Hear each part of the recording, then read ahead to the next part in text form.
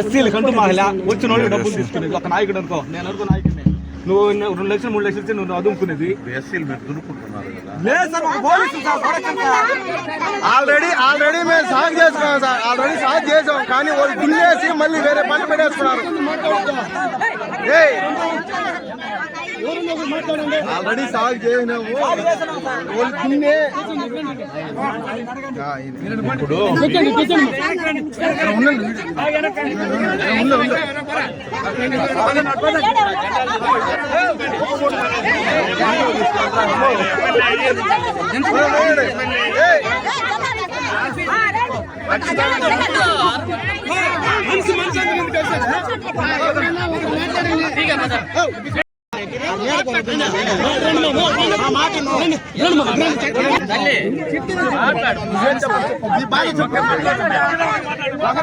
మాట్లాడండి. ఊరికెందుకు అన్న ఒక్క నిమిషం. భూమి లేదు అక్కడ 81 సర్వే నెంబర్ లో ఖాళీగా భూమి ఉన్నది. అది మేము దున్నుకుంటుంటే పోలీసులు వచ్చినారు, నాయుడు వచ్చి నన్ను కొట్టినారు.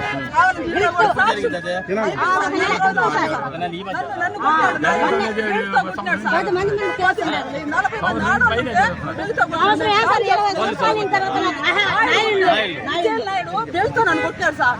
మేము పేదవాళ్ళు సార్, ఎవరికి చెట్టు భూమి లేదు. మాకు న్యాయం జరగాలి సార్. మాకు ఎవరికి సెంటు భూమి లేదు, మాకు ఎవరికి సెంటు భూమి లేదు. 80 ఎకరాలు ఉన్నాయి సార్.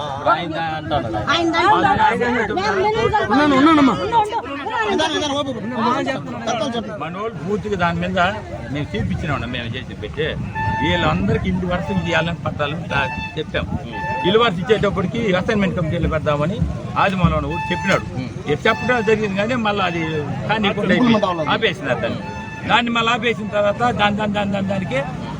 దాన్ని వాళ్ళ ఆక్యుపేషన్లోకి వెళ్ళిపోయింది. ఉంది మనోళ్ళు వేసేసినారు గేనాలు, మనోళ్ళు గేనాలు వేసేసినారు. వాళ్ళు రావటంలే, వీళ్ళు పోయి గేనాలు వేసినారు. వీళ్ళ మీద కేసులు పెట్టినారు, వాళ్ళ మీద మనోళ్ళు కేసులు పెట్టినారు. కేసులు నడుస్తున్నాయి. మిమ్మల్ని అడిగేది ఏంటంటే వాళ్ళు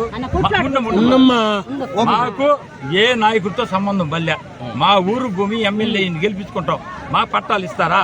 అది వాళ్ళు ఇచ్చే హాని ఇప్పిస్తారు.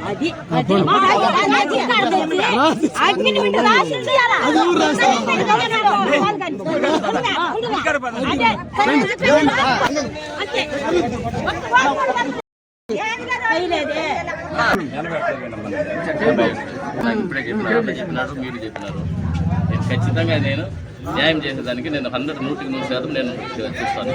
నేను అన్యాయం చేసేదానికి అయితే సరేనా? గవర్నమెంట్ వచ్చిన తర్వాత 1 నెల 2 నెలలు 6 నెలలు అని చెప్పను, కానీ తొందరగానే, ఎంత తొందరగా అయితే అంత తొందరగా నేను చేపిస్తాను. మీ ఇంటికి, మీ స్థలం మీ ఇంటికి వచ్చేటట్టు చూస్తాను. అంతే కదా, ఇంకేం కావాలి చెప్పు. ఏం కావాలి చెప్పు. ఏదో డౌట్ గా మాట్లాడు.